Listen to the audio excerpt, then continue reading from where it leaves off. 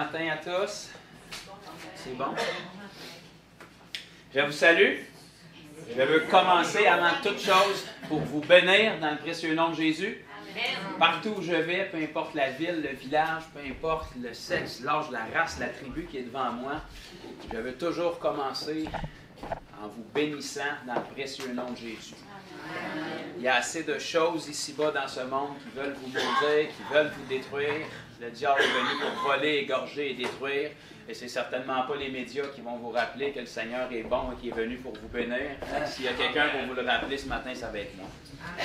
Le Seigneur, il était bon, il est encore bon, puis il va demeurer bon, il ne change pas. Et il est venu, la Bible nous dit, afin de vous et de me bénir. Donc, ce matin, si on est rassemblés en son nom, c'est une formule gagnante. Vous êtes condamnés à être bénis. Ceux qui ne veulent pas l'être, il va falloir quitter, sinon vous allez être frappés par la bénédiction de Dieu pour vous. Donc, on vous salue vraiment, puis on vous remercie de votre accueil. Merci particulièrement à Francine et à Johnny. Pas si c'est Jean ou Johnny, j'ai toujours dit Johnny, mais peu importe. Il est bon. On vous remercie. On vous remercie pour votre accueil. On vous remercie pour votre confiance. Il n'y a pas beaucoup d'églises qui osent m'inviter. Puis généralement, quand ils le font, c'est pas plus qu'une fois. Mais j'ai pas besoin de plus qu'une fois. Puis ça me convient très bien comme ça.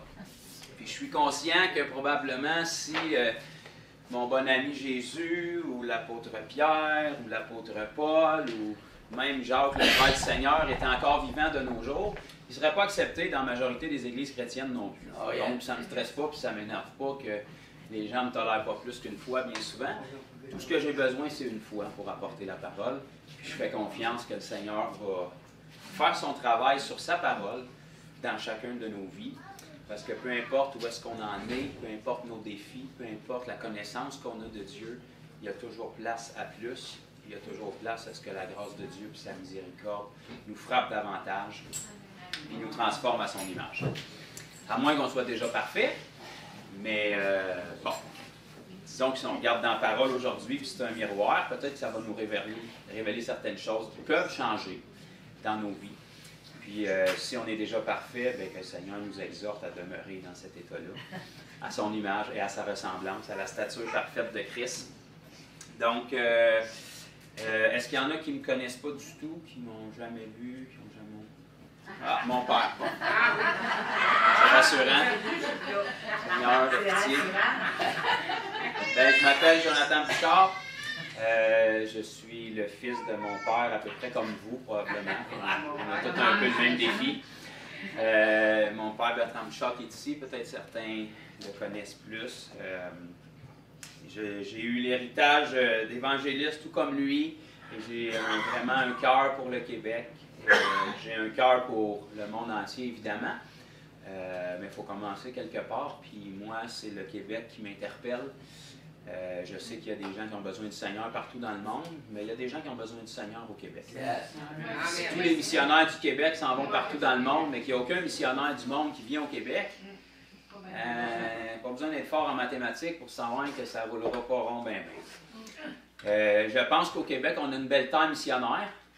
Je pense que une personne, 0.05 sur 2 personnes que vous allez rencontrer a besoin de Jésus. À moins que les statistiques changent, là, on est plus ou moins 1% au Québec de chrétiens. Là-dessus, chrétiens, c'est vite dit, donc on ne sait pas comment il y en a qui sont réellement nés de nouveau. Donc, si vous faites le calcul sur 7-8 millions d'habitants qu'on peut être maintenant, il y a de l'ouvrage. Il y a de l'ouvrage. Fait qu'au lieu de dire Maranatha, Seigneur Jésus, reviens bientôt, reviens pas tout à fait bientôt, parce que si tu reviens bientôt au Québec, ça ira pas bien pour la majorité. Ça va sentir le braisé, puis on ne veut pas ça. Le Seigneur ne se plaît pas là-dedans. Le Seigneur ne se plaît pas à juger personne. La Bible dit qu'il fait durer sa patience parce qu'il voudrait qu'aucun périsse. Il veut que tous viennent à la repentance. Et bien que Jésus a donné sa vie pour tout le monde il y a 2000 ans, pour que les gens puissent être sauvés, la Bible nous dit comment est-ce qu'ils pourront croire s'ils n'ont pas entendu le message. Puis comment est-ce qu'ils pourront l'entendre si personne n'est envoyé pour leur annoncer. Puis ça, ben, frères et sœurs, c'est pas le Seigneur qui va redescendre dans son corps physique pour le faire. C'est même pas les myriades d'anges au ciel qui vont être envoyés pour le faire. Ils ne peuvent même pas le faire. En fait, ils ne connaissent pas l'Évangile comme nous, on le connaît. La Bible dit que les anges aimeraient bien plonger leur regard dans l'Évangile que nous, on a, parce qu'il n'y a aucun ange au ciel qui sait ce que c'est de naître de nouveau.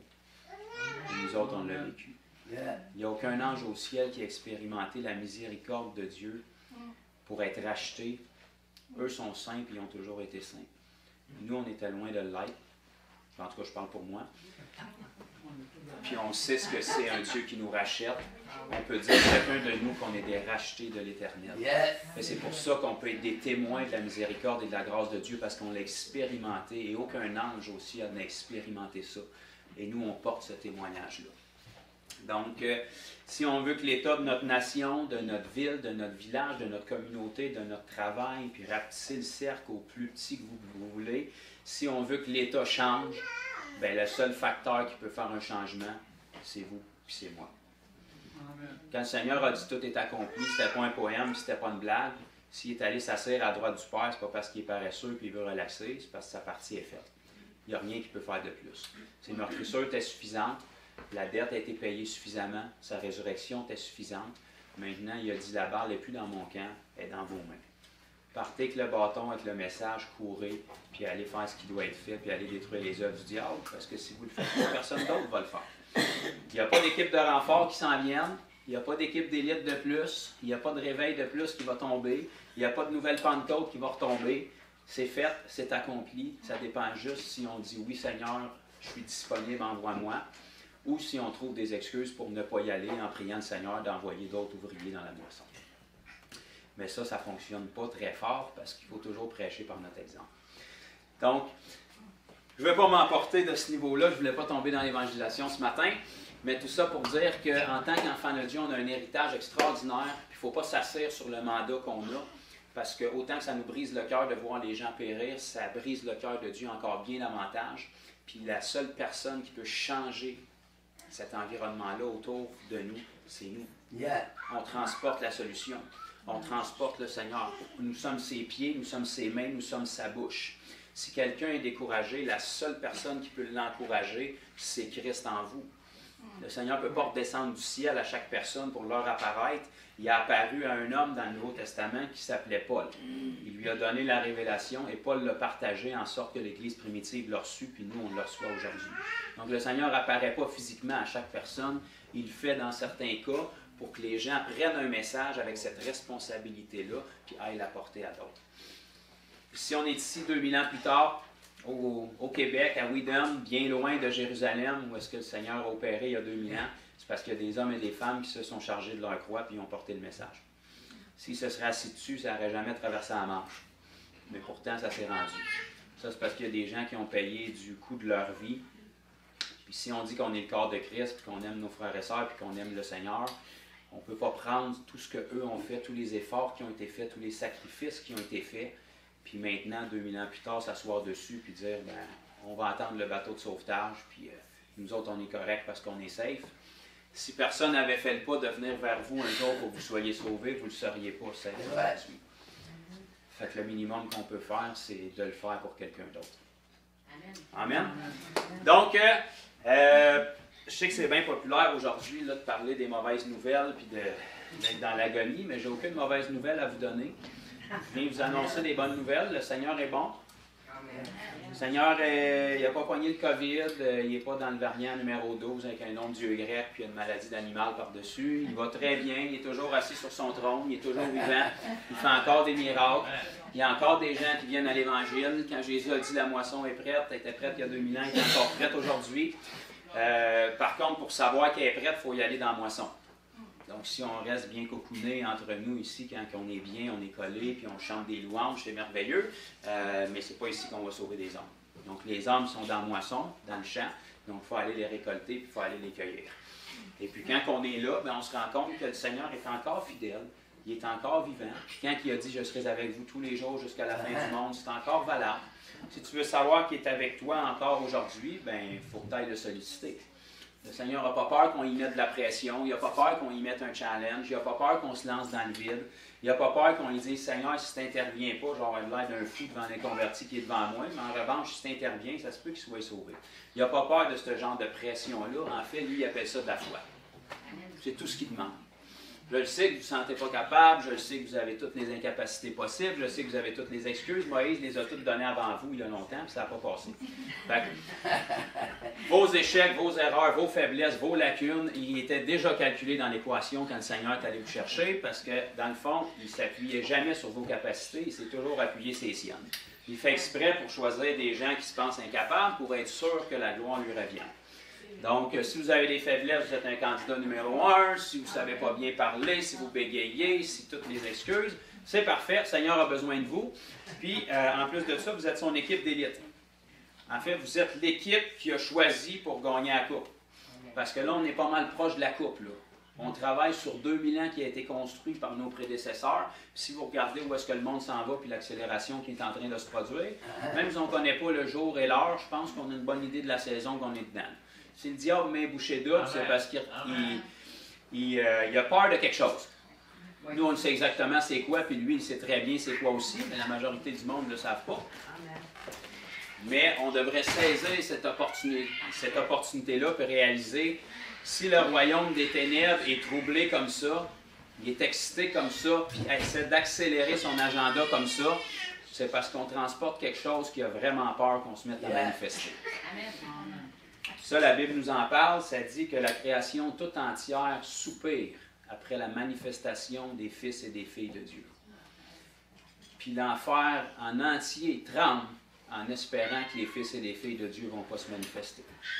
Il veut que vous gardiez une petite foi dans votre petit cœur pour vous sans déranger puis offenser personne. Je ne sais pas si vous avez remarqué en regardant autour de vous comment est-ce que le diable ne se dérange pas pour vous offenser. Lui. Le mal n'est même plus caché aujourd'hui. Hein, son agenda, il n'est même pas un petit peu caché. C'est très ouvert, c'est très public, puis il ne vous demande pas votre opinion. Fait que votre foi, ça devrait être la même chose. C'est à prendre ou à laisser, que tu sois d'accord ou pas, ça ne changera rien. Moi, je sais ce que j'ai vécu, puis je sais que ça peut être bon pour toi. Si tu n'en veux pas, c'est ton affaire, mais je ne me fermerai certainement pas la bouche. Je vais te l'annoncer, puis je vais te le témoigner par ma vie. Donc, je vous annonce des bonnes nouvelles. Rapidement, on sort en fin de semaine dernière, on sort de notre tournée 2022 des salons ésotériques. Donc, le Seigneur nous a ouvert une porte depuis quelques années pour qu'on soit présent dans ces milieux-là. Ceux qui ne savent pas trop c'est quoi, je ne peux pas vous en dire ben parce que moi-même, je cherche encore un peu tout ce qui est fait là-dedans. Mais c'est à peu près tout sauf Jésus. Fait que tout ce qui a une connotation spirituelle, mais en dehors de Jésus. Il y a beaucoup de Jésus là-dedans, mais ce n'est pas les Jésus de la Bible. C'est toutes sortes de formes de Jésus spéciales. On a une porte pour aller dans ces salons-là, pour guérir les malades, pour prier pour les gens, pour annoncer l'Évangile. Donc, ça va de soi que quand on fait un salon de spiritualité, s'il y a à peu près 80 exposants, il faudrait au moins qu'il y en ait un qui parle de Jésus, qui est l'auteur de ça, la spiritualité. Fait que, nous, on a cette opportunité-là, puis vraiment, on est privilégiés. Et puis cet automne, on en a fait 10 en 2 mois et demi. Donc, on a terminé là, la semaine dernière pour la saison 2022. On a des gens qui viennent au Seigneur à travers ça. On a des gens du matin jusqu'au soir qui sont guéris de divers trucs gratuitement. On est souvent le seul kiosque qui est gratuit dans ces salons-là. Donc, c'est vraiment un beau privilège et une belle opportunité. Et puis, en marge de ça, on a eu maintenant une ouverture pour aller dans les salons de la femme. Donc, je ne sais pas s'il y en a qui connaissent ça. Je ne connaissais pas ça, mais c'est des salons qui sont très courus. Et puis, en fin de semaine prochaine, on a une équipe qui va être là dans les salons de la femme pour faire la même chose. Prier pour les besoins gratuitement, guérir les malades qui sont là gratuitement, puis leur annoncer la bonne nouvelle gratuitement. Donc, merci Seigneur pour ça. Et puis, ensuite, on va prendre une pause là, pour la fin de l'année, puis on recommence l'année prochaine. Donc, ça, c'est une avenue d'évangélisation parmi tant d'autres. Mais c'est bien important que le Seigneur Jésus soit représenté là parce que je sais que c'est probablement pas votre milieu, puis c'est pas le mien non plus, mais il y a vraiment une émergence au Québec du milieu ésotérique. Chaque fin de semaine au Québec, quelque part dans une ville et plusieurs villes, il y a des salons comme ça qui sont remplis de gens. Donc les gens qui perdent leur fin de semaine à aller là, c'est parce qu'ils cherchent quelque chose. Sinon, ils feraient d'autres choses de leur vie. Puis de toute évidence, s'ils finissaient par trouver ce qu'ils cherchent, bien, ils arrêteraient de chercher. Mais s'ils sont là semaine après semaine, année après année, c'est parce que tu n'as pas trouvé. Moi, quand je cherche de quoi et je le trouve, j'arrête de chercher. Si ça fait 10 ans que vous cherchez, de toute évidence, parce que vous n'avez pas trouvé. Okay? Donc, nous, on sait qu'ils ne trouveront jamais parce que c'est un puits sans fin, la spiritualité sans Christ. Donc, ça va de soi qu'on soit là pour leur dire, tu sais, quand Jésus a dit qu'il était la porte, il faut arrêter d'en prendre d'autres. Tu prends celle-là, puis il y a des bouches vers le Père. Tadam, on est arrivé, puis maintenant, on peut progresser.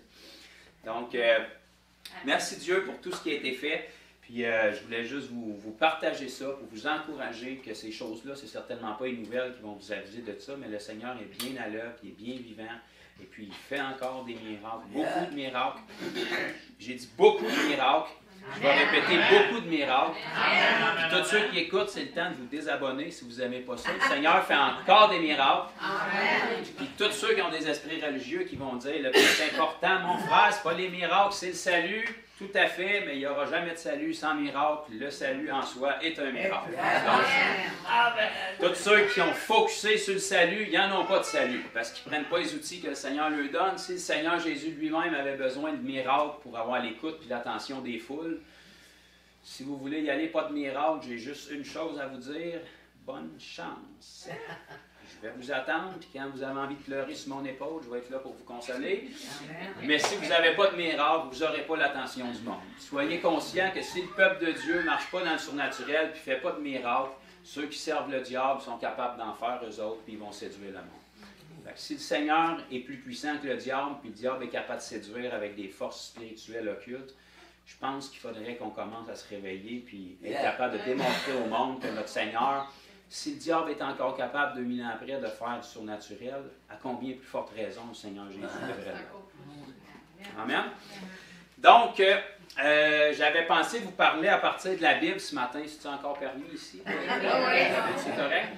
Ça ne me dérange pas votre version. Moi, c'est une Louis II avec un couvert en cuir. Ça fait bien la job pour moi jusqu'à présent. Ça, c'est idéal pour chimer une pâte de table ou, si tu la lis, ça peut changer ta vie. Ça dépend de la fonction que tu veux en faire. Mais je pense que le Seigneur, il y a de quoi nous dire là-dedans ce matin. Fait que si vous voulez regarder avec moi dans Luc 24, si vous avez une Bible, si vous n'en avez pas, par précaution, j'avais amené la mienne, donc on est en sûreté. Puis, regardez quelle heure que ça nous donne. On a jusqu'à quelle heure? 9h. 9h. 9h. Quelle journée? À soir? À soir. Bon, OK. Je vais partir mon temps tout de suite. 11h30 plus ou moins. À soir. All right. On va commencer tout de suite dans ce cas-là. On va lire un passage qui est, je crois, très connu des Évangiles, qui est ce fameux passage des disciples d'Emmaüs. Probablement que ça sonne des cloches, ça vous dit quelque chose. Mais on va faire ressortir des points qui, je crois, on passe souvent à côté, puis qui vont nous attirer plus près du Seigneur. C'est ça le but, en fait. Hein? Si on lit la parole pour se grossir la tête, lisez le dictionnaire, là, il y a plus de mots encore. Mais si on veut vraiment s'approcher du Seigneur, puis que quand on dit que c'est sa parole, c'est pas poétique, là, c'est vraiment sa parole. Ben, sa parole, qu'elle soit sur une feuille ou qu'elle soit dans la bouche de Jésus lui-même il y a 2000 ans, ça reste sa parole. Puis qu'elle soit dans votre bouche, ça reste sa parole. Donc il faut qu'elle ait le même effet. Donc Luc chapitre 24 et le verset 13, je prie rapidement et on se lance là-dedans après. Seigneur Jésus, on te remercie parce que tu es un Dieu fidèle. Tu nous as précédés ici ce matin. On te remercie pour ton amour et ta miséricorde pour chacun de nous, Père. On te remercie parce que ce n'est pas parce que nous le méritons par nos actions que tu es venu nous chercher et que tu nous as rassemblés ici ce matin. On te remercie, Père, parce que tu n'es pas venu pour nous tolérer, mais tu nous aimes, tu nous poursuis, tu nous pourchasses, tu veux nous bénir et tu veux nous toucher. Et ce matin même, Seigneur, on est rassemblés ici pour te donner cette opportunité-là. On n'a pas d'autre agenda, Seigneur, que d'entendre ta parole, de la laisser entrer en nous, de la laisser faire son œuvre en nous, d'ouvrir les yeux de notre cœur et de notre intelligence, Seigneur, afin qu'on puisse te connaître davantage, Jésus. Bien qu'on ne t'a pas connu physiquement, maintenant, par ton Saint-Esprit, on peut avoir une communion qui est encore plus grande. Viens remplir nos cœurs de ton amour, Seigneur. Rends-nous semblables à ton image. Façonne-nous ce matin par ta parole. Qu'on ressorte plus passionné de toi. Qu'on ressorte en santé dans nos corps s'il y a un besoin qui est là.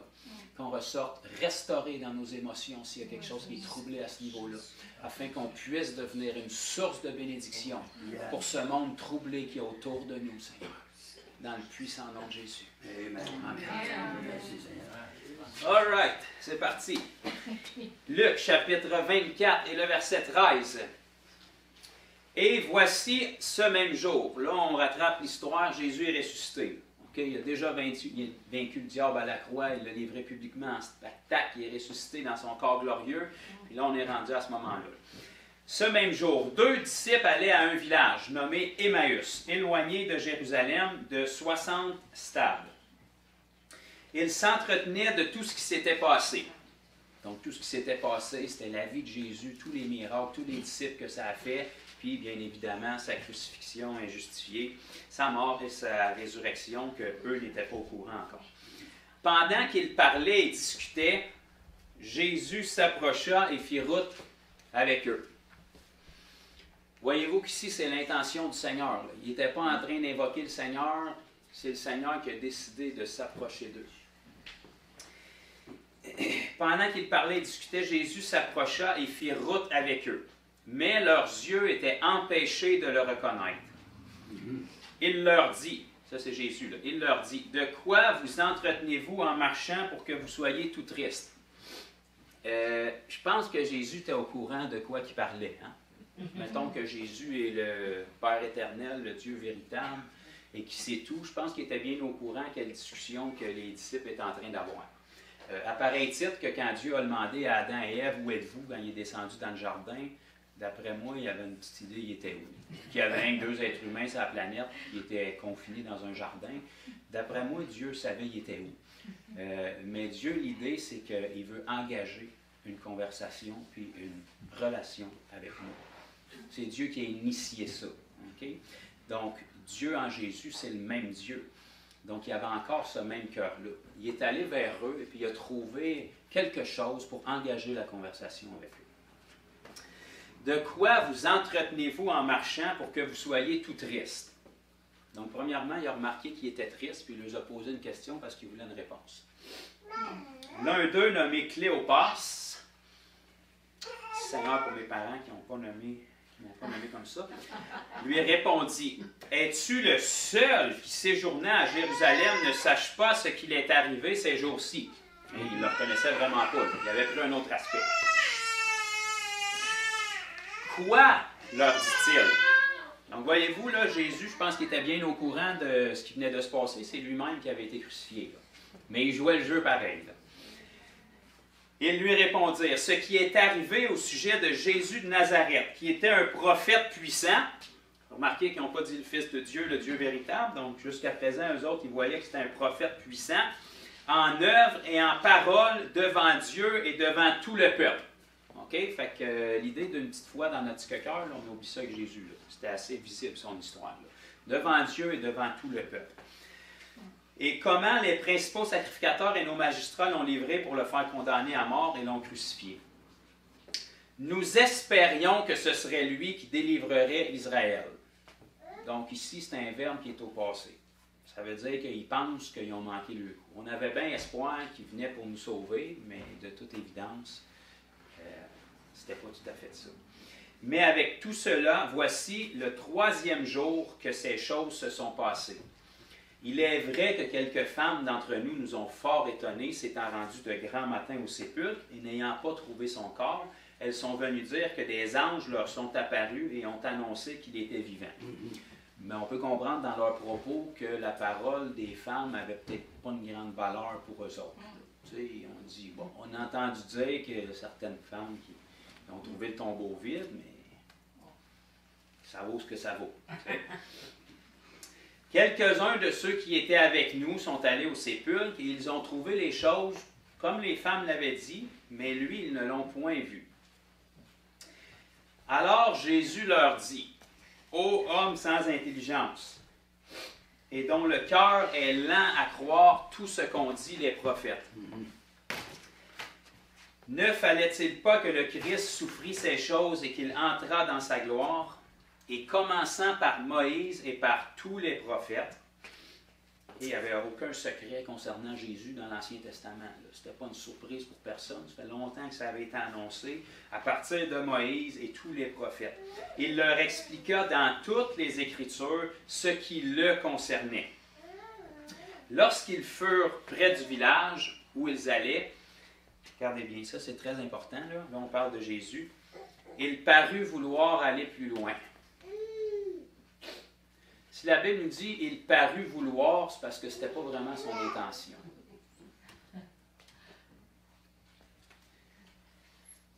Je ne laisse pas un silence parce que je n'ai rien à vous dire. Là. Je veux que ça commence à descendre. Là.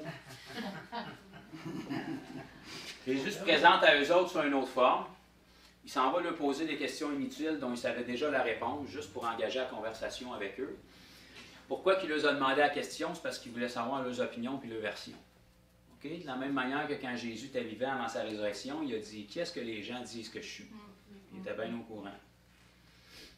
La majorité du temps, la Bible nous dit Jésus connaissant leurs pensées.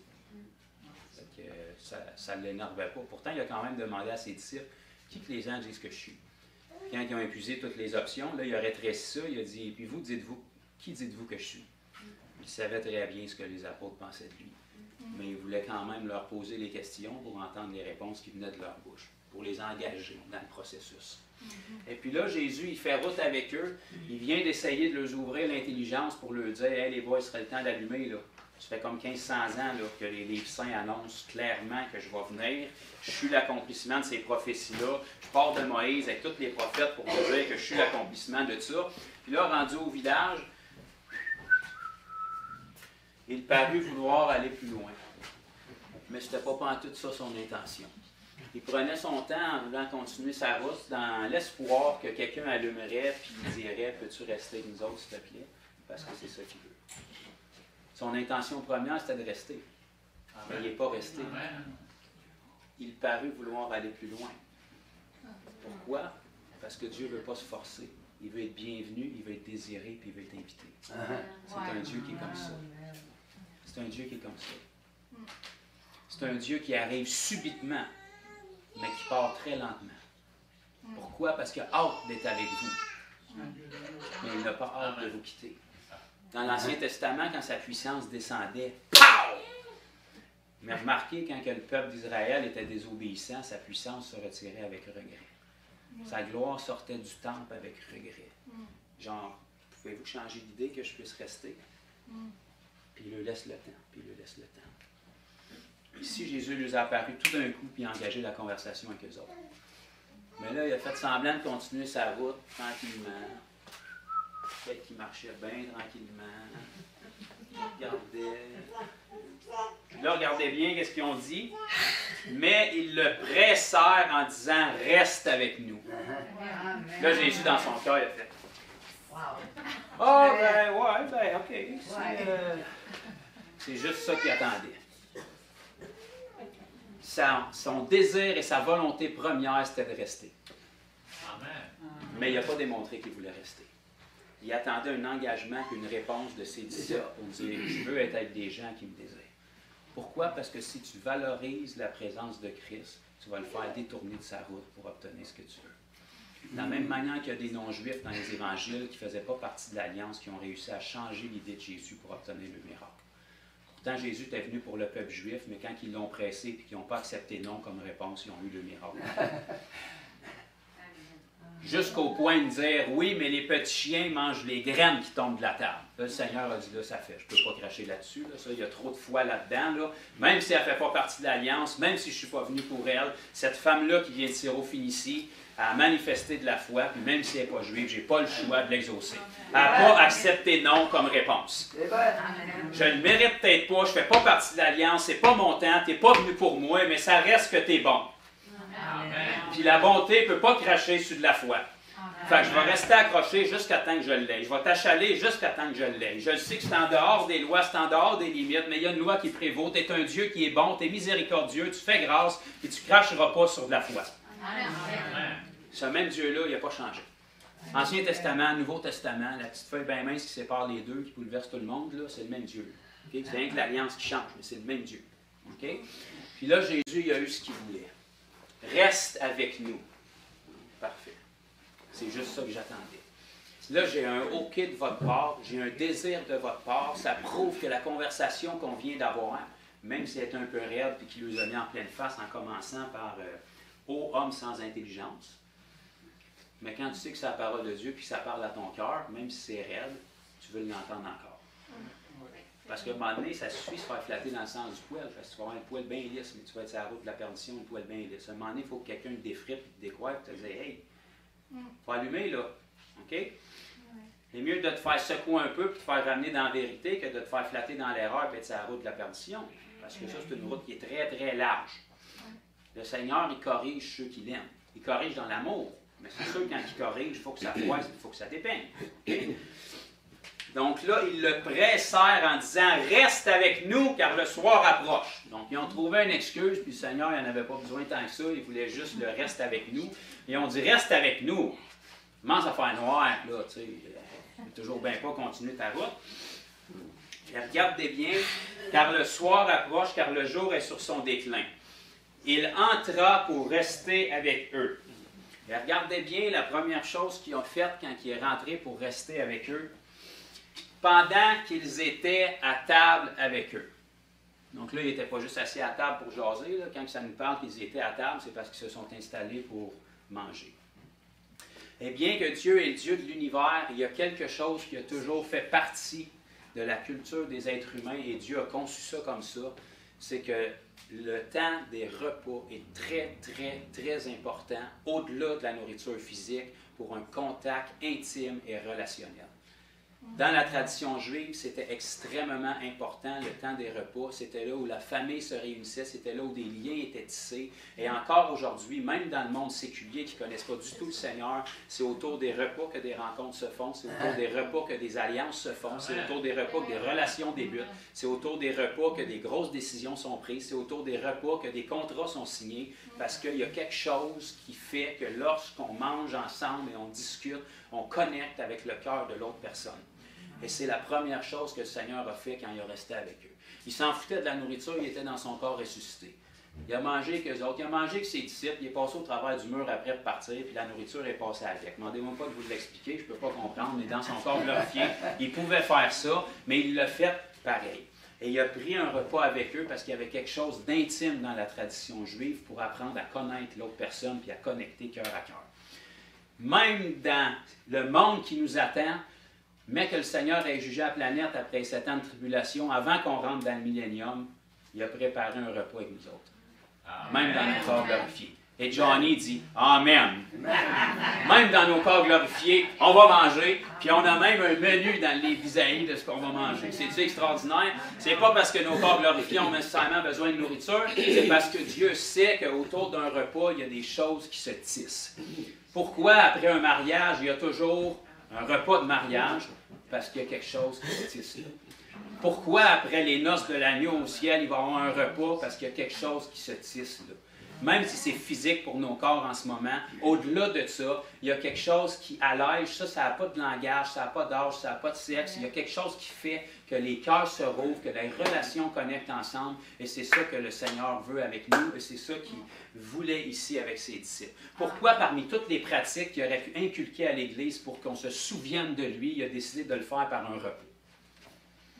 La Sainte Seine ou la communion fraternelle ou le repas du Seigneur, vous appelez comme vous voulez, c'est le dernier repas qu'il a partagé avec ses disciples.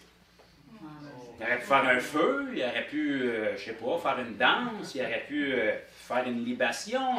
Il avait en masse des bébelles à faire, là. Mais la dernière chose qu'il a décidé de partager avec eux, avant de révéler celui qui allait le trahir, c'est un repas.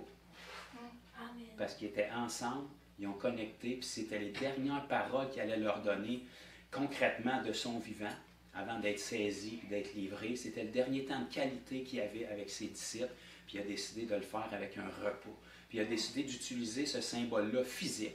Un repas, on s'entend, ça passe par notre bouche, là, miam, miam, miam, c'est bon. Mais il a décidé d'utiliser ce symbole-là physique pour que cet acte-là spirituel soit commémoré de tous les âges de l'Église jusqu'à son retour, afin qu'on puisse le prendre à nouveau avec lui. Mais qu'on le prenne à nouveau avec lui, c'est pas pour nourrir nos corps qu'on va faire ça. On va avoir des corps glorifiés. On ne dormira pas, il n'y aura plus de rire, il n'y aura plus rien. Mais il y a quand même un repos, parce que c'est là que la connexion se fait. Et ce que le Seigneur veut, c'est connecter avec nous. Lui, il est toujours disponible, la ligne n'est jamais occupée, c'est toujours du sang frais, il est tout le temps disponible pour nous. Mais nous, on doit engager cette connexion-là avec lui pour qu'il puisse commencer à nous parler. Et la première chose qu'il a partagée avec ses disciples quand ils ont manifesté le désir « Reste avec nous », c'est qu'il est allé à table avec eux pour pouvoir jaser avec eux. Amen. Amen. Merci Seigneur. Amen. Pendant qu'il était à table avec eux. Et là, bien évidemment, il en a profité pour commémorer son propre repas ou la communion. Il rompit le pain et il leur donna, et leurs yeux s'ouvrirent. Donc là, je ne veux pas partir de fausses doctrines, mais c'est sûr que si tu prends le pain, tu t'étires pour le rompre, tes mains apparaissent, puis comme le Seigneur Jésus croit tellement dans son sacrifice, puis il guérit encore aujourd'hui, même dans son corps glorifié, il a encore ses mains, puis ses pieds percés, puis son côté percé. C'est sûr que si tes mains apparaissent, puis tu vois des trous dedans, d'après moi, 1 plus 1, ça a fait 2, puis là, ils l'ont reconnu. Même s'il n'y avait pas le même aspect. Fait que tous ceux qui pensent que la guérison, c'est plus pour aujourd'hui, là, allez expliquer au Seigneur Jésus pourquoi il transporte encore les trous dans ses mains et ses pieds si c'est plus pour aujourd'hui. Je vous laisse déler ça avec lui. Moi, je vais me contenter de croire que si c'est assez important pour lui dans son corps glorifié pour conserver les marques, c'est parce que c'est encore valide aujourd'hui. Donc, il a décidé de se détourner de sa voie, puis en fait, c'était son plan original. Son but, ça n'a jamais été de continuer, pourtant il continuait pareil.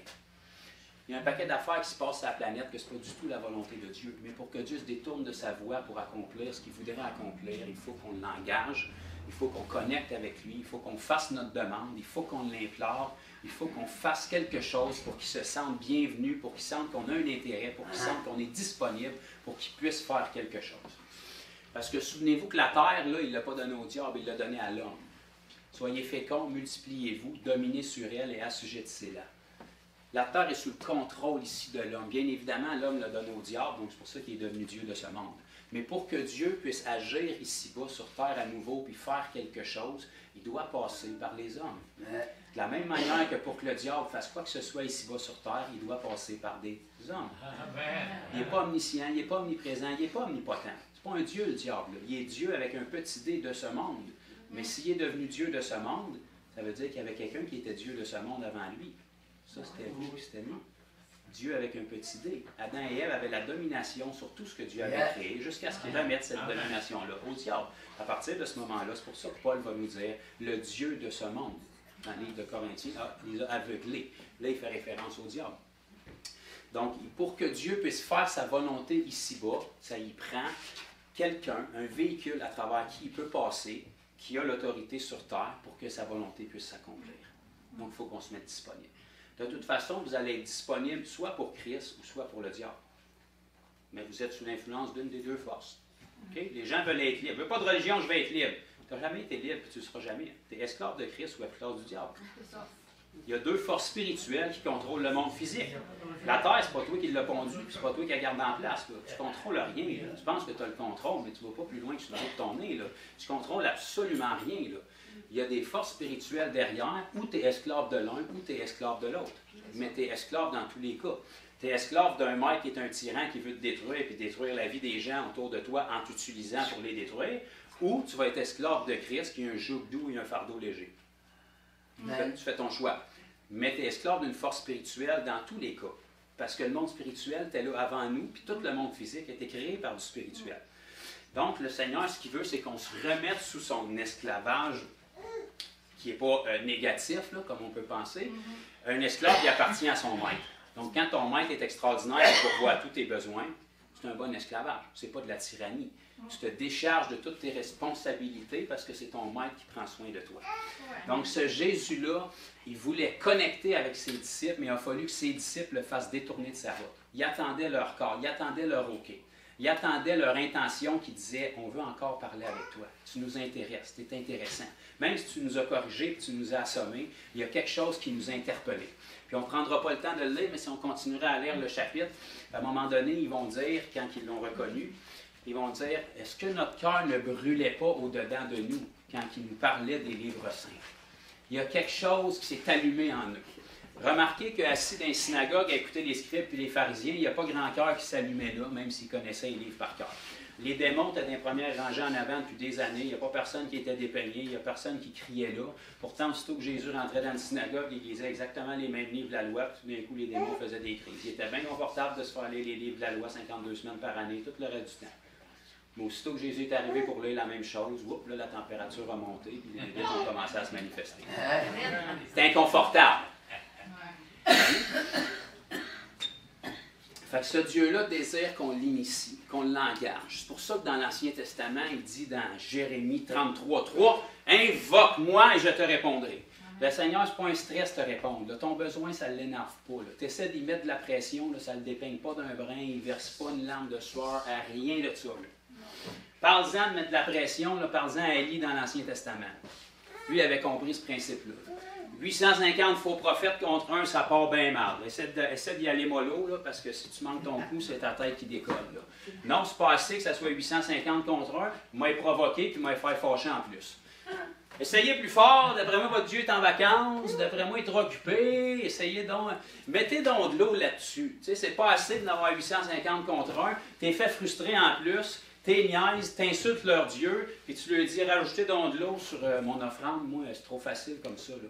Mettez-en, mettez-en, mettez-en. Bon, là, c'est correct, là. Vous avez toutes fait vos bébelles, là. Fait que là, Seigneur, ça serait le temps, parce que si tu n'interviens pas, ça va mal aller. Seigneur, ça ne l'a pas énervé un brin. Ça vient de la pression. Ton problème, ton besoin, ça ne le dérange pas du tout. Mets-y de la pression. C'est pas ça qui est le problème. Tout ce qu'il veut, c'est que tu l'engages, que tu l'inities, que tu l'invoques. Jérémie 29:13 nous dit, « Vous me chercherez. » Et vous me trouverez. Yes. Il aurait pu juste dire, vous me trouverez, vous me trouverez, vous me trouverez. Non, vous me chercherez et vous me trouverez. Il ne joue pas à cachette, là. C'est juste parce qu'il faut qu'on cherche, il faut qu'on initie, il faut qu'on manifeste un désir, il faut qu'on manifeste une intention pour qu'il puisse se manifester. Il est tout le temps présent, il n'est pas caché, il est omniprésent, omnipotent, omniscient. Il attend juste ça, mais il faut qu'on l'initie, il faut qu'on l'engage. Ça y prend de la foi, ça y prend un désir de notre part. Il ne veut pas se sentir de trop, il veut se sentir bienvenu. Il ne veut pas s'imposer, il veut se sentir désiré. Il ne veut pas se sentir comme un imposteur, il veut se sentir accueilli. Il veut se sentir comme si on a obtenu ce qu'on désirait quand il est là. Là, il se sent bien. Là, c'est une atmosphère où le Saint-Esprit n'est pas attristé. Et ça se fait en le cherchant, ça se fait en l'invoquant, ça se fait en le priant, ça se fait en lui donnant simplement du temps. Savez-vous que rentrer dans votre chambre un lundi soir, quand c'est occupation double à la TV, qu'il fait noir l'automne parce qu'on a changé l'heure, puis que tout va mal, puis que là, on est rendu à un autre variant, un autre problème, puis d'autres choses qui s'en viennent, vous faites juste rentrer dans votre chambre avec le Seigneur, fermer votre porte, puis vous pouvez même dire, Seigneur, puis là, tu viens t'asseoir sur ton lit, puis t'attends. Juste ça, c'est un pas que vous faites devant lui. Pas besoin de faire brûler de l'encens, taper des mains, mettre de la louange, faire n'importe quoi, puis l'attirer. C'est pas ça qui l'énerve. Là. Votre présence est suffisante. C'est juste ça qu'il veut. Votre présence avec un cœur pour le rencontrer. Pas comme... pas un petit 15 minutes avec le Seigneur, là, sinon... non.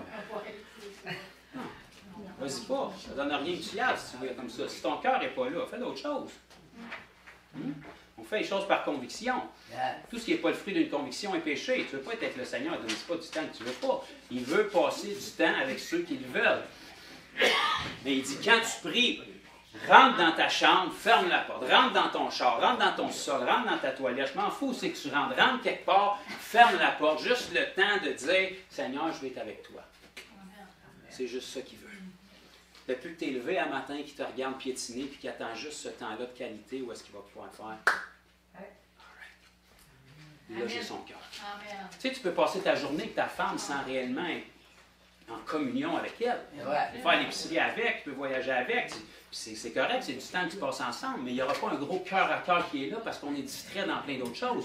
Le Seigneur, il est tout le temps avec nous. Il est avec vous dans votre char, il est avec vous quand vous marchez votre chien, il est avec vous à l'épicerie, il est tout le temps avec vous. Mais vous n'êtes pas toujours en grosse communion avec lui où vous le laissez faire son œuvre, où vous êtes attentif à ce qu'il a à dire.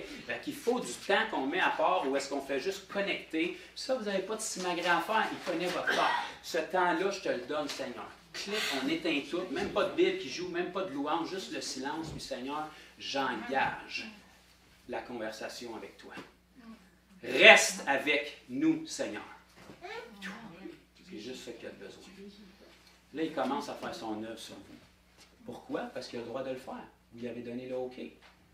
Seigneur, je ne viens pas ici pour te tolérer, je viens ici parce que je veux être avec toi. Je ne viens pas ici parce que c'est une BA puis la Bible me dit de le faire. Je viens ici parce que je désire que tu me transformes. Parce qu'il n'y a rien qui va nous transformer à part le Seigneur. Là. Aller à l'Église ne vous transformera pas si le Seigneur ne vous transforme pas à l'Église. Lire la Bible ne vous transformera pas si le Seigneur ne vous transforme pas dans la lecture de la Bible. Les religieux la connaissaient par cœur, la Bible. Ils n'étaient pas changés pour ça. Ça rend témoignage du Seigneur. Votre prière rend témoignage du Seigneur. Le Saint-Esprit rend témoignage du Seigneur. Votre communion avec lui rend témoignage du Seigneur. C'est le Seigneur qui fait tout. Tout ce qu'on fait, c'est lui donner des opportunités dans ces différentes avenues-là pour que le Seigneur nous transforme. Mais ce n'est pas des pratiques qui vont vous transformer. C'est le Seigneur dans vos pratiques. C'est le Seigneur dans votre lecture. C'est le Seigneur dans vos prières. C'est le Seigneur dans votre communion. Il est tout en tous. C'est lui, c'est sa grâce, c'est sa bonté. Tout ce qu'il a besoin, c'est qu'on l'engage, qu'on le provoque, qu'on l'invite, qu'on dise « Je te choisis ce soir. Reste avec moi. Parle-moi encore des Écritures pour que mon cœur bouille en dedans de moi. » Parce que quand c'est la parole qui est prêchée par le Saint-Esprit, ça devrait faire ça en dedans de nous autres. On ne devrait pas avoir le goût de s'endormir. On devrait avoir quelque chose qui bouille en dedans. Puis même si ça fait 1 heure que le temps est passé, on ne l'a pas vu passer parce qu'il n'y a pas de notion de temps dans le monde spirituel. Ça nous engage, ça nous allume, ça nous excite. Lorsqu'on va être au pied du trône avec les séraphins puis avec les anges, puis qu'on va voir le Seigneur sur son trône avec son plancher de saphir parce qu'il n'y a rien d'autre d'assez solide pour le soutenir, on ne se dira pas « Ouais, on va avoir d'aller dîner. » On va être émerveillés. Les anges sont là depuis on ne sait pas combien de temps. Puis tout ce qu'ils ont trouvé de bon à dire encore, c'est saint. Oh, saint. Saint. Ça, c'est vraiment saint. Puis ils n'ont même pas le temps de penser à d'autres choses parce qu'à chaque seconde, ils découvrent une autre facette. Puis, oh, saint. Ça, c'est très, très saint. Puis ils n'ont peut-être même pas découvert le reste du ciel parce qu'ils sont encore devant le trône. Saint. C'est à ce point-là que la présence du Seigneur est extraordinaire. Tout le reste disparaît. Ça, c'est accessible, même si on ne voit pas le trône maintenant, même si on n'est pas dans notre corps glorifié, même si on n'est pas physiquement devant le trône de Dieu. On est assis à la droite du Père dans les lieux célestes en Jésus-Christ, on a cette connexion-là. Le voile a été déchiré, l'accès au trône de Dieu est disponible dès maintenant. Chaque jour, chaque moment, chaque soir, dans votre chambre, votre char, votre tapisserie n'est pas belle. Je m'en fous, Seigneur, regarde pas à ça. Juste connecté. Ferme la porte. Seigneur, reste avec moi. Parfait. Détourne puis reviens. C'est juste ça qu'il veut. C'était ça le principe que le Seigneur voulait prendre des repas. C'est pour ça quand il s'est détourné, la première chose qu'il a faite, c'est ça. Du cœur à cœur avec eux autres. Alors, remarquez comment c'est drôle que dans l'Apocalypse, dans le chapitre 2-3, où est-ce que Jésus va donner des lettres à Jean à écrire aux 7 églises, dans une de ces lettres-là, à la dernière église, qui nous représente prophétiquement, l'église de Philadelphie qui est l'avant-dernière, puis l'église de Laodicée qui est la dernière, c'est exactement le courant qu'on est dedans actuellement. Soit irréprochable et passionné, ou soit tiède. On est là-dedans. Soit tu es bouillant pour le Seigneur, ou soit tu es tiède. Tu as une belle apparence de piété, mais tu n'as rien de ce qui en fait la force. Tu as toutes les bonnes paroles, tu as la même Bible, tu as toutes les bonnes prières, mais ce qui en fait la force, c'est la relation. Tu sais la Bible par cœur, tu as plein d'activités, tu as des choses de boucan de lumière, tu as toute la patente, mais ce qui en dernière fois, le Seigneur t'a touché, t'a parlé. Parce que tout le reste, ça sert à ça. Si le Seigneur ne te touche pas, ne te parle pas, puis ne te transforme pas, ferme tes lumières, ferme la boucane, puis on s'en va, là. Ça ne donne rien, ça, là. C'est pas qu'il y a de quoi de mal là-dedans, mais le but, c'est de connecter avec le Seigneur pour qu'il nous touche, pour qu'il nous parle, pour qu'il nous transforme, pour qu'il touche notre cœur. Vous savez que rentrer dans la présence du Seigneur, là, vous pouvez avoir eu la paix journée, vous pouvez vous sentir sec, vous pouvez même douter de votre salut en 1 seconde. Oh yeah. Une touche de sa présence comme ça. Là. Il fait rien qu'éternuer à côté. Vos problèmes viennent de disparaître. Dans le naturel, il n'y a rien qui a changé, là. Mais dans vous autres, la joie débordante vous inonde complètement. Puis même si vous arrive 10 mauvaises nouvelles en ligne, ça ne vous dérange même pas. Ça, c'est une touche de sa présence. Comme ça. Comme ça. Il n'y a rien qui a changé, là. Tu as encore occupation double à la TV, les feuilles tombent encore dehors, il fait noir, puis ça va mal à la bourse. Il n'y a rien qui a changé, là. Une touche. Comme ça. Juste pour vous rappeler que vous n'êtes pas ici-bas. Votre corps est ici-bas. Mais la présence de Dieu vous inonde déjà au ciel. Quand vous l'engagez pour vous connecter, Sa réalité vient juste s'imposer dans notre petite réalité temporaire ici-bas. Les problèmes disparaissent. Qu'est-ce qui arrive si vous restez là 2 minutes, 5 minutes, une demi-heure, 1 heure? Le lendemain, vous allez avoir le goût d'y retourner encore. Parce que dans ces moments-là, il n'y a pas personne qui vous condamne, il n'y a pas personne qui vous dit que vous n'êtes pas bon. Tout ce que le Seigneur a à vous donner, c'est des bons rapports. Je t'aime depuis toujours. Quand je t'ai soufflé dans le jardin, je me souviens de ce que j'ai créé. Quand j'ai soufflé la vie dans Adam, je t'ai soufflé à l'intérieur de lui. Ton plan, ta destinée est écrite. Je n'ai pas oublié la valeur que je t'ai donnée. Ça ne me dérange pas comment tu as été malmené, frité, abusé, tu n'as pas perdu ta valeur. Je sais encore les plans que j'ai pour toi. Mes pensées pour toi sont plus nombreuses que le sable de la mer. C'est à ce point-là que je pense à toi depuis un matin. Le nombre de cheveux que tu as sur ta tête, je le sais par cœur. C'est juste des bonnes paroles qu'il y a à dire sur vous. Pas parce que vous êtes parfait, pas parce qu'il ne voit pas vos faiblesses. Inquiétez-vous pas, il les voit, puis il n'y a pas besoin de vous les dire. Vous les voyez aussi, puis le diable les voit, puis il va se faire un plaisir de vous les rappeler. Mais dans sa présence, il n'y a que des bonnes paroles. Yes. Quand le Seigneur vous engage parce que vous avez répondu, vous l'avez provoqué, vous l'avez invité, il vous parle comme si vous seriez les seuls êtres humains de la planète Terre. Puis vous pouvez être dans une pièce où est-ce qu'un prophète va donner des paroles à 100 autres personnes. Et vous savez que quand il vous parle, il vous transperce. Lorsqu'on va poser nos yeux dans le regard du Seigneur Jésus, on va poser nos yeux dans celui qui nous a créés. On va voir le moment où on était cachés en lui, puis qu'on criait « Donne-nous un corps, donne-nous un corps », puis à un moment donné, il a fait « Puis là, on est descendu ici-bas, puis on a reçu un corps. » On est arrivé d'un monde brisé, avec des corps qui étaient brisés des fois, avec des familles qui étaient brisées, parce que ce n'était pas le plan de Dieu. On devait venir au monde parfait d'un monde parfait. Mais parce que nos premiers parents ont fait une erreur, ça a bouleversé un peu les affaires ici-bas. Mais notre valeur, puis notre plan, puis le moment de notre naissance était à pointer. Puis il nous a donné le corps qu'on a voulu. Puis il dit, vous naissez dans un monde brisé, mais inquiétez-vous pas, un moment vous allez me rencontrer. Un moment vous allez venir à moi. Puis là, il y a un reset qui va se faire. Puis toutes vos misères, puis vos troubles du passé, vous allez pouvoir mettre ça de côté. Parce que même si le monde dans lequel vous allez être ne sera pas beau encore, vous allez avoir votre communion avec moi. Puis vous allez commencer à voir les choses comme moi je les vois. Puis tout ce que vous allez avoir à faire, c'est prendre un moment dans votre précieux temps dans une journée, puis me provoquer, puis m'engager, puis m'inviter, pour que je puisse vous descendre, pour vous faire voir les choses comme moi je les vois. Vous savez que dans 5000 ans, lorsqu'on va être au pied du trône, bonjour monsieur, soyez bienvenus. Nos petits problèmes d'ici-bas, c'est pas de ça qu'on va parler au ciel. Là. La chute à la bourse dans 5000 ans au ciel, c'est pas de ça qu'on va parler. Là. Comment vous êtes levé fripé à matin, mais qu'on se croise ces rues pavées d'or au ciel, c'est pas de ça qu'on va parler. Là. Comment vous avez été malmené, trahi, blessé, offensé, toutes les injustices que vous avez vues, c'est pas de ça qu'on va parler au ciel, mais qu'on se voit. Là. Ça, c'est temporaire. C'est ici-bas. C'est un monde brisé avec du monde brisé, puis tout ce qu'on a à faire, c'est pardonne-moi car ils ne savent pas ce qu'ils font. Il y a un temps de ma vie où c'est moi qui le faisais. Parce que je ne savais pas ce que je faisais. Ce même Jésus-là, dans les lettres de l'Apocalypse qu'il a donné à Jean pour les 7 églises, dans une église qui est l'église là aussi, je pense que j'ai écrit la référence, Apocalypse chapitre 3, verset 14. Regardez bien comment c'est drôle qu'il nous parle encore du même principe de repas qu'on a mentionné. Essayez d'accélérer. Apocalypse chapitre 3.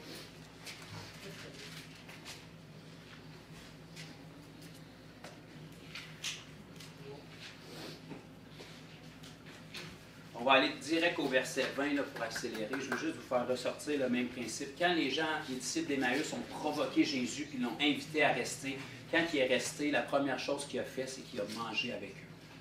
Parce que son but, ce n'était pas la nourriture, c'était d'avoir un temps de communion avec lui. Alors, regardez bien le même Jésus ressuscité qui vient parler à Jean sur l'île de Patmos pour écrire aux églises. Chapitre 3, verset 20. « Voici, je me tiens à la porte et je frappe. » Là, et ça, je sais que c'est un passage, vous avez entendu toute votre vie pour amener le monde au Seigneur, là, pour évangéliser, mais ici, ce n'est pas pour évangéliser. Le Seigneur parlait à son Église, sa propre Église. S'il se tient à la porte et il frappe, ça veut dire qu'il n'est même plus dans sa propre Église. Ils l'ont mis dehors de sa propre Église. Chapitre 3, verset 20. Le Seigneur Jésus, qui est le fondateur de l'Église, est obligé de cogner pour pouvoir rentrer dans sa propre Église. Parce que les gens que lui-même a sauvés étaient tellement plus assez d'accord qu'ils l'ont sorti. Ça, c'est pas juste l'Église de la Odyssée physiquement, il y a 2000 ans, là, vers l'an 96-98 sur l'île de Patmos. Là. Si ça a été répertorié dans la Bible, c'est parce que ça représente prophétiquement la dernière époque de l'Église, parce que c'est la 7e Église. Le Seigneur Jésus, on chante son nom, on fait un paquet d'affaires, mais il n'est même plus présent dans son Église parce qu'il n'y a personne qui désire vraiment que le Seigneur lui parle. On veut chanter son nom pour faire une BA, on veut dire j'y étais, j'ai fait ci, j'ai fait ça, j'ai coché, j'étais présent, mais à quel moment est-ce qu'on s'attend qu'il réponde? Même dans la façon dont on chante des fois, on ne sait même pas à qui on s'adresse, on chante des hymnes.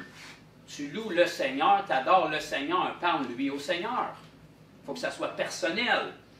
Seigneur, je t'aime, tu m'as sauvé, tu es extraordinaire, c'est à toi que je parle, on s'en fout qui c'est qui chante mal à côté, c'est à toi que je parle, c'est toi que je loue, c'est intime. Si ta louange ne te connecte pas avec le Seigneur, ne chante pas. C'est ça le but, c'est une façon d'exprimer ton cœur au Seigneur et de lui parler. Et ici, il dit, voici, je me tiens à la porte et je frappe. Si quelqu'un entend ma voix et ouvre la porte, si quelqu'un est d'accord, si quelqu'un m'invite, si quelqu'un m'initie, si quelqu'un engage, si quelqu'un manifeste le désir, je trouve ça désolant que tu ne sois plus dans ton Église, mais moi, je fais partie de ton Église et je veux que tu reviennes. Je t'ouvre la porte. Regardez bien la première chose que Jésus dit qu'il va faire. J'entrerai chez lui et je souperai avec lui. Encore cette histoire de repas-là, même si Jésus est dans son corps glorifié et qu'il n'a pas faim plus qu'il faut. Pourquoi? Parce qu'ici, ça fait référence encore à la même image. Manger, partager un repas, souper, ça veut dire un moment d'intimité, un moment relationnel. Un moment où on décroche de tout ce qui est à côté, tout ce qu'on a, c'est notre assiette, puis la personne qui est devant nous, puis là, il y a du cœur à cœur qui se fait. Autour d'un repas, il y a des choses qui se disent qui ne se seraient jamais dites à d'autres moments. Je ne peux pas vous expliquer pourquoi, c'est comme ça. On dirait que quand l'être humain est capable de se remplir le ventre, il est comblé, puis là, il laisse sortir des affaires qu'il n'aurait jamais laissé sortir autrement. C'est ça que le Seigneur veut. Si vous m'initiez, si vous m'ouvrez la porte, si je suis bienvenu, si vous désirez, vous n'êtes pas obligé, vous ne me tolérez pas, vous voulez être avec moi. Vous voulez que je prenne ce temps-là dans votre soirée. Vous voulez que je prenne ce temps-là dans votre matinée. Vous voulez que je vienne vous donner mon opinion. Vous voulez que je vienne vous partager ce que j'ai sur mon cœur pour vous ce matin. Vous voulez juste fermer votre trappe 1 heure et arrêter de parler pour que moi, je puisse vous parler. Tu sais, à un moment donné, on a le droit de se présenter devant le Seigneur sans parler, là. C'est pas péché, ça, là. On a le droit d'arrêter de dire quoi faire à un moment donné, parce que peut-être dans le fond, qu'il sait quoi faire. Tu sais, on n'est pas obligé de lui dire tout le temps, fais ci, fais ça, donne-moi ci, donne-moi ça. Il sait ce que tu as besoin, il sait ce qu'il y a à faire. Juste rentrer dans ma présence, puis laisse-moi faire. Engage-moi, initie-moi, provoque-moi, demande-moi, cherche-moi. Tu sais, ma petite fille qui est ici, puis mon autre belle grande fille qui est en arrière, là, tu sais, j'ai un parti pris. Je veux dire, s'ils veulent de quoi, là, même s'ils ne sont pas supposés de l'avoir, là, ils n'auront pas ma belle misère à l'avoir. Tout ce qu'ils ont à faire, c'est venir me voir. Puis me faire un beau sourire, un câlin, puis me le demander. Ils n'ont pas besoin de me ramener un trophée, ils n'ont pas besoin de me réciter une dictée, ils n'ont pas besoin de faire une culbute. Si je dis non le premier coup, puis ils leur demandent une autre fois, ils n'auront pas besoin de leur demander ben avant de faire clencher mon cœur. Pourquoi? Parce que c'est mes os, ma chair puis mon sang. C'est comme ça, ils n'ont rien à faire. Je suis prédisposé à vouloir leur donner même ce qu'ils ne méritent pas parce que c'est mes filles. C'est la même chose avec le Seigneur. Tu n'as pas besoin de faire une simagrée et de rapporter un trophée. Fais juste l'engager, fais juste l'initier, fais juste t'approcher de lui et aller le serrer un peu, puis fais-y tes demandes. Fais juste t'approcher de lui puis le serrer un peu, puis fais-y pas de demande. Juste dire, je suis content d'être dans ta présence. Je ne viens pas te demander ma liste de souhaits de Noël, là. Je veux juste, comme ça, juste être avec toi. J'ai le droit d'être avec toi sans être obligé de te faire ma liste de demandes et ma commande d'épicerie, là. Dans le fond, tu n'es pas un génie dans le lampe, là, Dieu, là. Tu es mon Père Céleste. Des fois, j'aime ça, juste être avec toi. Juste m'accoter sur toi. Juste passer du temps. Juste te laisser faire ce que tu veux faire. Tout à coup, tu aurais quoi à me dire à soir, puis tu voudrais juste que je me ferme. Je m'accote sur toi dans ta présence, puis je te laisse faire. Puis même si tu n'entends rien, puis tu sens rien, puis tu n'as pas de frisson, puis la céramique ne frippe pas dans ta cuisine, puis c'est pas grave, ça, là. Le Seigneur est à l'œuvre, pareil. Tu sais, quand Moïse est monté sur le mont Sinaï, là, parce que ses propres frères et sœurs l'ont poussé à la boucherie, genre nous autres, on ne monte pas là-bas. Fait que vas-y donc à notre place, Moïse, s'il arrive de quoi, c'est toi qui vas manger le coup. Quand Moïse est monté là, puis qu'il a été 40 jours dans la présence de Dieu, là, oui, il était émerveillé, oui, il était dans la présence des anges qui lui donnaient la loi, puis qui transcrivaient ça sur des tablettes de pierre, et toute la patente, mais c'était son environnement permanent, de lui. Autre ce qu'il voyait physiquement, il n'était pas trop conscient de ce qui était en train de se passer, mais il se passait quelque chose dans Moïse. Mais il n'y a pas personne qui était au courant de ce qui se passait. Puis Moïse n'était pas au courant de ce qui se passait, jusqu'à ce que son environnement change. Dès le moment que Moïse est sorti de son environnement permanent qu'il avait dans la présence du Seigneur, puis qu'il a commencé à descendre la montagne, il m'a dit une affaire, il y en a une belle gang en bas qui ont regardé et qui ont fait... c'est passé de quoi avec Moïse, là? Pogné le 220 en chemin, d'après moi, là, parce que ça éclaire son histoire, là. Il n'était pas de même quand il est monté. Il parlait bien, puis il était fin, mais là, il y a quelque chose qui s'est passé dans sa contenance, là. C'est pas très humain, ce qu'on voit là, là. Ça te fait-tu rien de fermer le rideau un peu, Moïse, parce que nous autres, on plisse des yeux, là. Moïse n'était pas au courant de ça, lui, là. Pour qu'il se rende compte de ce qui s'était passé, il fallait qu'il soit en contact avec des gens qui n'avaient pas vécu ce que lui avait vécu. Là, il y a une séparation, puis il y a une différence qui s'est faite. Moïse, quand il était sur la montagne, il ne brillait pas plus. Là. Il était dans la présence de Dieu, il était illuminé de la gloire de Dieu. Mais dès le moment qu'il est sorti de la gloire de Dieu pour retourner dans le monde naturel, là, tout le monde a remarqué qu'il y a un contact qui s'était fait. Là. Il a connecté avec l'au-delà quelque part. Mais quand vous rentrez dans votre lieu secret et que vous n'entendez rien et que vous ne ressentez rien, vous êtes dans la présence de Dieu. Vous ne ressentez pas, vous êtes dans sa présence. Même si vous ne ressentez pas, vous n'avez pas de frisson et de poils ne vous retresse pas ses bras. Il y a quelque chose qui est en train de se passer. Puis dès que vous sortez de sa présence tangible puis que vous allez en contact avec les gens du monde, il y a quelqu'un qui repart qui dit je ne sais pas ce qui s'est passé avec elle, mais elle n'était pas de même. Elle ne parlait pas de même. Elle n'agissait pas de même. Je le sais qu'elle est loin d'être assez bonne pour faire ça. Ça ne vient pas d'elle, là. Il y a un contact quelque part qui s'est fait pour qu'il y ait un changement qui s'est fait. Puis quand il te le demande, tu dis, ben, je sais pas, je veux dire, j'aime le Seigneur, je continue d'aller à l'église, je continue de lire la Bible. Là. Puis là, tout d'un coup, le Seigneur te dit, tu sais, quand tu étais dans ta chambre la semaine passée, là, puis tu étais sur tes genoux, puis ça ne te tentait pas, là, puis que la tapisserie ne frisait pas ses murs, puis qu'il n'y a pas de boule de feu qui te frappait sa tête, là, mais tu étais dans ma présence quand même. J'étais en train de te façonner puis de te transformer. Parce que ma parole dit dans 2 Corinthiens, chapitre 3, verset 18, là où est l'Esprit du Seigneur, là est la liberté, car le Seigneur, c'est l'Esprit. Et nous tous qui contemplons sa gloire, comme dans un miroir, nous sommes transformés dans la même image de gloire en gloire. Ça ne se fait pas par un frisson. Ça se fait par rentrer dans sa présence puis contempler sa gloire. Puis quand tu es dedans, tu ne remarques pas vraiment qu'il y a quoi qui se passe, parce que tout est gloire. Mais dès le moment que tu sors dans les ténèbres, là, ça brille. Dès le moment que tu sors de sa gloire tangible, là, la gloire est manifestée. Parce que quand que gloire et gloire sont ensemble, ça ne paraît pas. Quand même que tu mettrais un spot HID de 5000 watts dans plein gros soleil, ça ne fera pas grand-chose. Mais allume-les dans la nuit, puis tout le monde va remarquer qu'il y a une lumière qui brille là. C'est la même chose avec un enfant de Dieu. Quand tu rentres dans sa présence, toi, tu ne ressens rien bien souvent. Des fois, le Seigneur va te faire grâce que tu puisses le ressentir. Mais ça, c'est une grâce. Il n'est pas plus présent parce que tu le ressens. Il veut juste t'aider dans ta foi en touchant tes petites émotions feluettes. Mais quand tu le ressens, puis qu'il te touche, puis qu'il te transforme, puis qu'il te passe, ça se fait par en dedans. Mais dès le moment où tu sors de cette présence-là, puis là, tu es en contact avec des gens qui n'ont pas vécu ça, ils savent qu'il y a quelque chose qui s'est passé. Puis là, tu as été transformé en la même image de gloire en gloire. Juste parce que tu as été dans sa présence, tu l'as engagé, tu l'as initié, puis tu lui as dit, j'ai assez de maturité dans la vie pour savoir qu'il y a une seule chose qui peut me changer. Il y en a un seul qui peut me changer, c'est toi, Seigneur.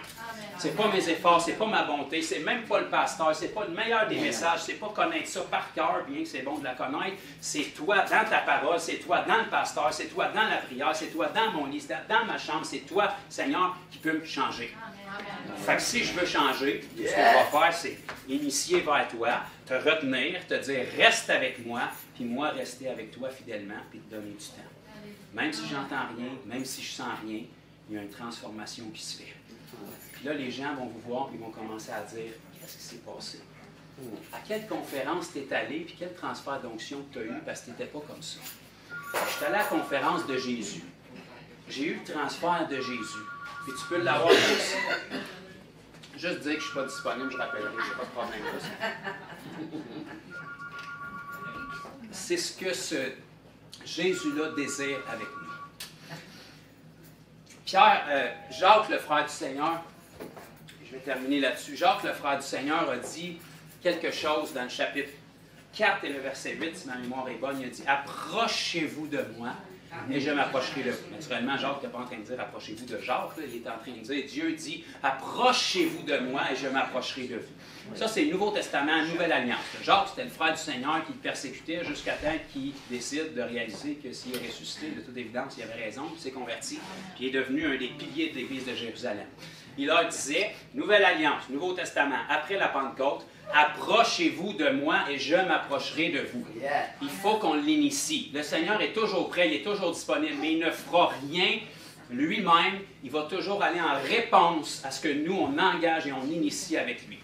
C'est le même Dieu dans l'Ancien Testament qui disait, invoque-moi premièrement et je te répondrai. Cherche-moi et tu vas me trouver. Frappe et je vais ouvrir. Engage-moi, provoque-moi, initie, invite-moi, montre-moi que je suis bienvenu, montre-moi que tu me désires, montre-moi que tu ne me tolères pas, mais que tu veux être avec moi. Approchez-vous de moi et je m'approcherai de vous. Okay, j'ai une question pour vous. Dans la Nouvelle Alliance, quand on est né de nouveau, le Saint-Esprit vient vivre en nous. Expliquez-moi comment est-ce qu'un chrétien qui a le Saint-Esprit en lui peut s'approcher du Seigneur.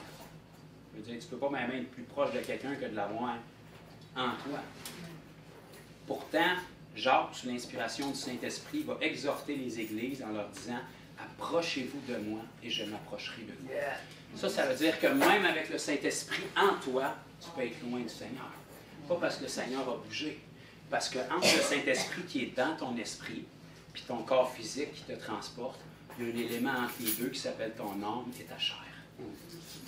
Donc, en tant qu'enfant de Dieu, né de nouveau, rempli du Saint-Esprit, il y a le Seigneur en toi. La seule façon que tu peux t'approcher de lui, même s'il est en toi, et la seule façon que tu peux t'éloigner de lui, même s'il est en toi, c'est si tu marches dans ta chair et tu écoutes tes émotions, ou si tu marches dans l'esprit. Fait que le seul déclic qui peut se faire quand tu rentres dans ta chambre pour t'approcher du Seigneur, c'est réaliser qu'il est en toi, sortir de ta chair en une seconde, puis réaliser que tu n'as pas besoin de l'invoquer, tu n'as pas besoin de faire des simagrées, puis tout, il est déjà là.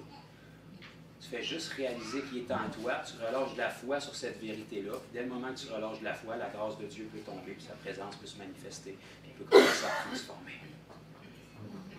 Ouais. S'il est en toi, puis il dit de t'approcher de lui, la seule chose qui te sépare de lui en dedans de toi-même, c'est ta chair.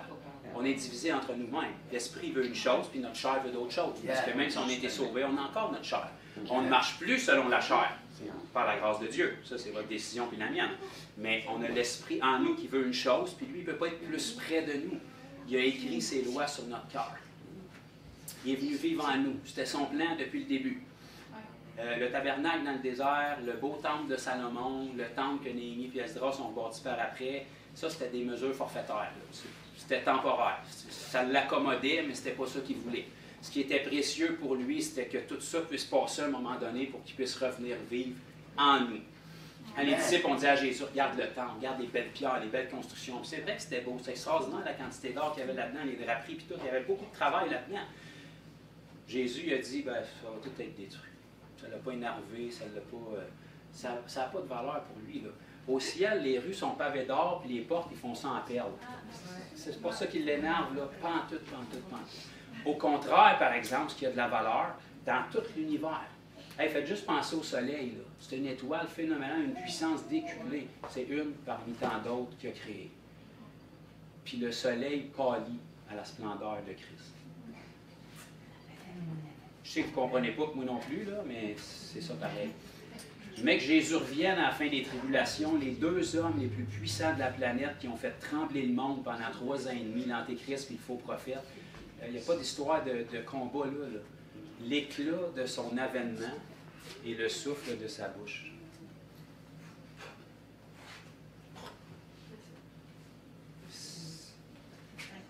Il n'y a pas de challenge là.